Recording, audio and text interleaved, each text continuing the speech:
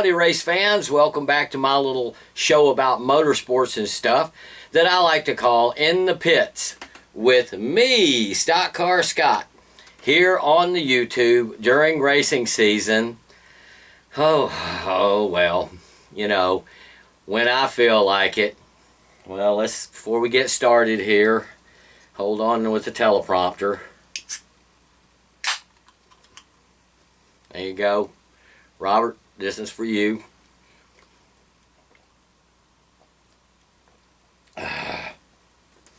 Wet my whistle if I'm going to run it. There. Okay. Well, with all that's been happening at this time, I decided to do a special edition of my show, mainly because I am bored silly. So with that said, here is my 2020 Wuhan, China, COVID-19, coronavirus pandemic in the pits with StockCar Scott NASCAR Diecast Challenge Special. Here I will show off a bunch of 1/64th NASCAR diecast I've collected over the past couple of decades. The challenge I made for myself and you, if you care to waste time making a video like this, but my challenge is to gather as many 1/64th NASCAR diecast as I can from my collection to present with the car numbers in numerical order, without a break, using no NASCAR Cup driver more than once during the presentation. I also tried to not duplicate sponsors, but we'll see how that goes. Of course, I am performing this monumentally time-wasting challenge because there is no racing globally, nationally, locally, none to speak of or to capture video of. So I'm trying to find something to pass the time as I social distance myself from my racing family. I hope I don't get in trouble with NASCAR for using their name so much, but in this case it is used as more of a descriptor than a brand name. So here I go with the 2020 Wuhan, China, COVID-19, coronavirus in the pits with StockCar Scott NASCAR 1/64th Diecast Challenge in 5, 4, 3, 2, 1, 0. Yes, the first car is Ward Burton's number 0 that he drove for Gene Haas CNC Racing, which was the Net Zero Monte Carlo in 2004, which is presented here in Racing Champions on their 2004 series. Next, we have the 2002 presentation by Winner's Circle of the Steve Park driven number 1 Pennzoil Monte Carlo, owned by DEI, Dale Earnhardt Incorporated, the racing team that was killed off by the Wicked Witch of the South. And speaking of Dale Earnhardt, here we have the 1998 Winner's Circle presentation of the 1979 Crane Cams Monte Carlo number 2, driven by Dale Earnhardt in his Rookie of the Year season. It was owned by Rod Osterlund. Following along with a little theme here, we have the 2014 presentation by NASCAR Authentics of the number 3 CRC Monte Carlo, driven by Richard Childress before he stepped out of the seat for other people to drive, like that other guy. So, and of course that was owned by him, and this is a mid-'80s version of the Monte Carlo. And continuing on that thread, we have the number 4 driven by Kevin Harvick, who used to drive for Richard Childress, but now he drives for Stewart-Haas Racing. And this is his 2015 version of his Darlington throwback car, the number 4 Busch Chevrolet SS, as presented here by NASCAR Authentics. And one more former Richard Childress driver, we have Ricky Rudd driving the Hendricks Motorsports number 5 Tide Lumina from 1992. And this diecast is presented by Racing Champions. Here we have the number 6, driven by David Reagan, the UPS 2010 Roush Racing Ford Fusion, as presented here by Winner's Circle. Here is the 1998 Winner's Circle Lifetime Series presentation of the 1992 Championship Alan Kulwicki number 7 Hooters Thunderbird, or as he liked to call it, the Underbird, which he could do because he owned that car. This, one of my favorites, is the NASCAR Authentics presentation of Daniel Hemrick's number 8 Bass Pro Shops Caterpillar Camaro. This was driven in the RCR 50th year gold paint scheme. Here we have the 2004 Action Collectibles presentation of the 1991 number 9 Coors Light Thunderbird of Bill Elliott. I do believe this was owned by the Mellon brothers. Here we have the first of 2 women in our challenge, Danica Patrick, in the number 10 GoDaddy.com Stewart-Haas Racing 2012 Chevrolet Impala. And this is presented by NASCAR Authentics.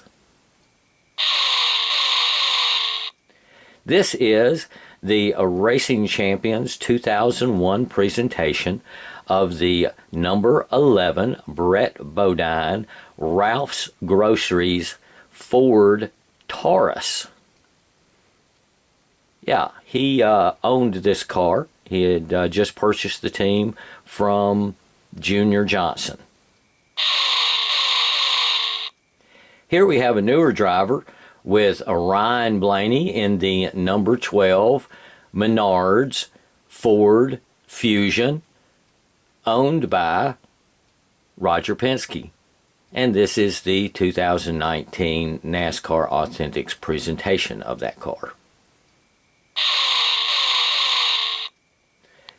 This is the 1998 Racing Champions presentation of the number 13 Jerry Nadeau First Plus Loans Ford Taurus. That was owned by a group of investors that included Dan Marino. I do believe that's why it was number 13. Here we have Ron Hornaday when he was racing Cup in the number 14 Conseco Insurance Pontiac Grand Prix that was owned by A.J. Foyt. This presentation is by Racing Champions 2001. Here, presented by Racing Champions to the Max Series in 1994, is the number 15 Ford Quality Care Ford Thunderbird, driven by everyone's favorite Dick Trickle. The owner of that car was Bud Moore back then. We get to our first Hot Wheels here with the 2004 presentation of the Greg Biffle number 16 National Guard Ford Taurus, owned by Jack Roush. This number 17 Monte Carlo was produced by a company called Ertl, E-R-T-L, in 1993. It presents the Sterling Marlin Rookie of the Year Championship car of 1983 when he drove for Roger Hamby. Continuing on, here we have the 1995 Bobby Labonte number 18 Joe Gibbs Racing Interstate Batteries Monte Carlo, as presented by Racing Champions during their To the Max series.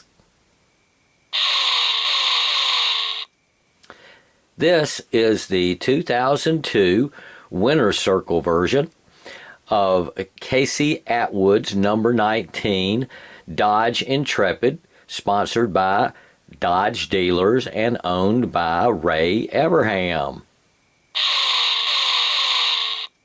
Continuing with another Winner's Circle, we have the 2000 presentation of the 1999 Rookie of the Year First Win car for Tony Stewart in the number 20 Home Depot Joe Gibbs Pontiac Grand Prix. This also has a first win card with it.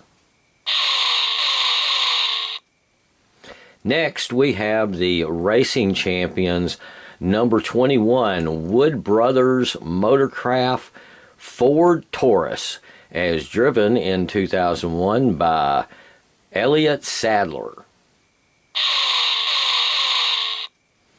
Here from NASCAR Authentics 2014, we have Joey Logano in the number 22 AAA Team Penske Ford Fusion. The next driver is from Alabama. We have Hut Strickland in the number 23 Hills Brothers Coffee Dodge Intrepid that was owned by Bill Davis. And here it is presented in its 2002 edition of Racing Champions. Here is the 1996 Racing Champions NASCAR Classics presentation of the Cecil Gordon 1969 Mercury Cyclone number 24 that he owned and raced in the 1972 season. Of course, Cecil is of no relation to that other Gordon guy that drove number 24. Here is the Racing Champions adult collectible of the 1997 Budweiser number 25 Monte Carlo, driven by Ricky Cravens and owned by Rick Hendrick. This 1997 Action Collectibles diecast is of the Rich Bickle number 26 Kentucky Fried Chicken Monte Carlo Chevrolet, owned by Darrell Waltrip. This is the 1994 Racing Champions Premier Edition of the number 27 McDonald's Ford Thunderbird of Jimmy Spencer, owned by Junior Johnson. Here's a regular Racing Champions from 1997. And you can still see the price tag on there from Walmart, $1.97. But it is the number 28 Haviland Ford Thunderbird, driven by Ernie Irvin for Robert Yates. And that was a special Davy Allison tribute paint scheme there. Here we have a 1997 Revell diecast of the Diamond Ridge Motorsports number 29 Cartoon Network Scooby-Doo Where Are You Monte Carlo, driven by Robert Presley. This is Northwest local favorite Derek Cope in the 1999 Racing Champions version of the Bahari Racing number 30 Brian Meets Pontiac Grand Prix. This is the Racing Champions 1993 Premier Edition of the number 31 Mr. Goodwrench and Mom and Pop stores. Chevrolet Lumina, driven by Neil Bonnet in his last two races for Richard Childress Racing. This is our first Johnny Lightning Stock Car Legends series of diecast, and this one is Richard Brooks in the number 32 Best Line Products Plymouth Superbird from 1970. Now these were actually made in 1999, and try as I might, I could not find who owned the Best Line Products Plymouth Superbird. This is the 2002 Racing Champions edition of the Andy Petrie Auto Live number 33 Chevrolet Monte Carlo, driven by the middle brother of the three Wallace brothers, Mike Wallace.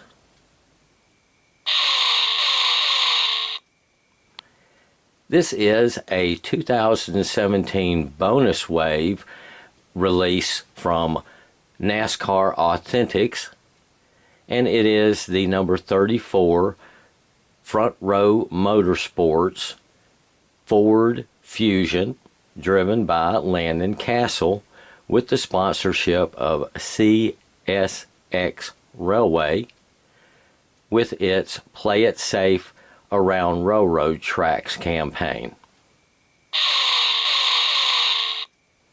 We have another Revell Racing diecast from 1998 with Todd Bodine in the Eel River Racing number 35 Tabasco Pontiac Grand Prix. Todd was just the first in a long line of drivers that went through this car in what became known as the Tabasco Fiasco. 2005 was last year for Racing Champions, and in this release we have the number 36 MB Sutton Motorsports Cindric Monte Carlo, driven by Boris Said. Here we have the Racing Champions Kmart exclusive edition of the 1995 Cranifus Haas, number 37, Kmart, Little Caesars, Ford Thunderbird, driven by John Andretti. Here's the Winner's Circle 2007 Robert Yates number 38 M&M's Taurus, driven by David Gilliland. Next we have a Winner's Circle from 2010 with the number 39 Stewart Haas Racing U.S. Army Chevrolet Impala, driven by Ryan Newman. We're back with another Racing Champions from 1994 with this number 40 Sabco, that's Felix Sabates, owned Kendall Pontiac Grand Prix, driven that year by Bobby Hamilton. This diecast was issued by Racing Collectibles by Action, and it was part of a AC Spark Plugs promotion in 1993, and one of their cars that they promoted was the number 41 Mannheim Auctions Chevrolet Lumina, driven by Phil Parsons and owned by Larry Hedrick. This is another one of my all-time favorites, the Marty Robbins Racing number 42 1973 Dodge Charger, sponsored by the country and western singer Marty Robbins, who had such big hits as Devil Woman and El Paso. And the car was driven by Marty Robbins in several NASCAR races during the 1970s or so. He never drove full-time because he had a full-time singing career, but he also drove on Saturday nights at the Nashville Fairgrounds when he could work it into his schedule around the Grand Ole Opry. This car was produced in 1998 by Johnny Lightning's StockCar Legends. Here's another NASCAR Authentics with another favorite driver from Alabama, Darrell Wallace Jr. in the 2018 Click and Close number 43 Petty Motorsports Camaro. Of course, this is the Camaro that he finished second at the Daytona 500 in 2018. Here we have another Racing Champions to the Max series, and it is the Phoenix Motorsports, that's James Finch, number 44, Jackaroo Monte Carlo, driven that year by Jeff Purvis. This is the 2000 Hot Wheels racing version of the number 45 Sprint Monte Carlo of Adam Petty, which was owned by Petty Enterprises, and in April of 2000 at Texas, he raced his only Cup race, being the only fourth generation Major League sports participant ever. Here we have another 1997 Revell diecast with Wally Dallenbach in the Felix Sabates Sabco number 46 Woody the Woodpecker Chevrolet. Here's the 2018 NASCAR Authentics version of the number 47 JTG Doherty Kroger Chevrolet SS, driven by A.J. Allmendinger. Here we have an early Jimmy Johnson diecast car with the 2005 Racing Champions version of the number 48 Hendrick Motorsports Lowe's Monte Carlo. Here's our other woman driver in the collection. In the Racing Champions 2002 presentation of the Beth Ann Morgenthau owned number 49 Dodge Intrepid, driven by Shauna Robinson. Almost to the end, we have another 1999 produced Johnny Lightning StockCar Legends diecast of the Spectrum Furniture Cliff Stewart Racing 1982 Pontiac Grand Prix number 50, driven by Jeff Bodine. And last but not least, with another 1999 Johnny Lightning StockCar Legends release, the 1979 number 51 Valvoline Olds Cutlass, owned and driven by racing legend A.J. Foyt.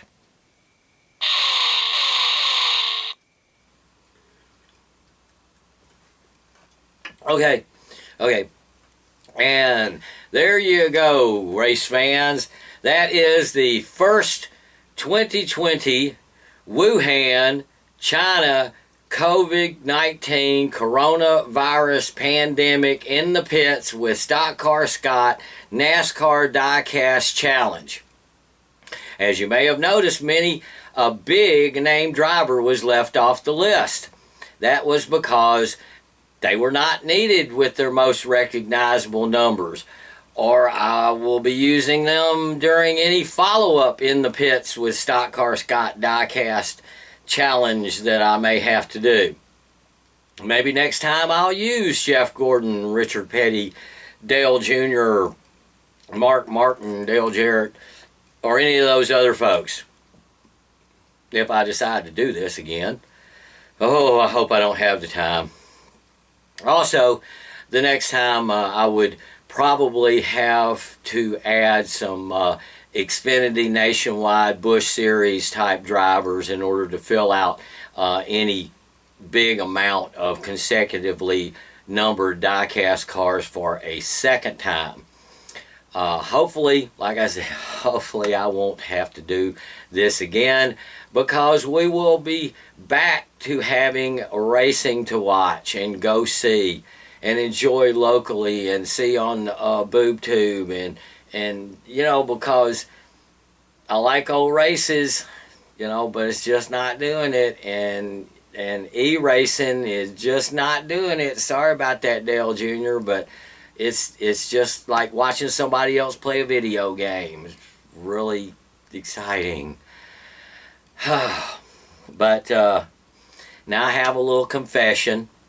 With all that has recently transpired, I have been feeling a bit guilty about my little collecting hobby that I have here, as all of these little cars are made in China, and I really want to stop spending money on things from a country that has visited so much havoc on America. I may have to stop buying new NASCAR diecast until someone starts making them in this country. Shirts, hats, all that stuff. I mean, it needs to be made in this country. Now, it should be okay. The money's already been spent. buy die-cast second-hand, like at an antique store or thrift store, because then I know that my money is going to go first to an American. But this is going to be a rough deal until all important things Americans need are produced here in our country. I don't know if I can buy toys until then from a country that is run by a government that has proven itself by its recent actions to be America's chief adversary on the world stage. So, as you see, I have quite the moral dilemma with which to wrestle as the stay-at-home advisory continues. Oh, by the way, YouTube's new format they started this year seems to have taken away the ability for viewers to comment right there underneath the video if I want young race fans to also be allowed to watch my videos. I guess they feel that that people say stuff in the comments that young people maybe shouldn't read. So if you feel the need to comment, please feel free to do so where this video will be shared on my Facebook page, which is called, of course, In the Pits with StockCar Scott. And of course, young race fans have access to Facebook. So I ask you, please keep a civil set of fingers on your keyboard unless you want your comment to be deleted. Yes, I know how to do that. If you wouldn't say it in front of your grandmother, don't say it on my StockCar Scott Facebook page, please. That's what my personal page is for. You know, if you want to, that's adult page. That's me, you know, so. Okay. So, got that straightened out. This has been a fun little break from the boredom of the stay-at-home advisory that I hope doesn't go on much longer. But we all must do what we must do through this thing. So I'll be here counting my little cars here in Race Central and wait for the okay to resume normal life. Until then, I'm StockCar Scott, and this is my little show about racing and stuff that I call In the Pits. Here, trying to maintain social distancing and washing my hands frequently. Thank you, and please stay safe. I want to see you at the races later this year.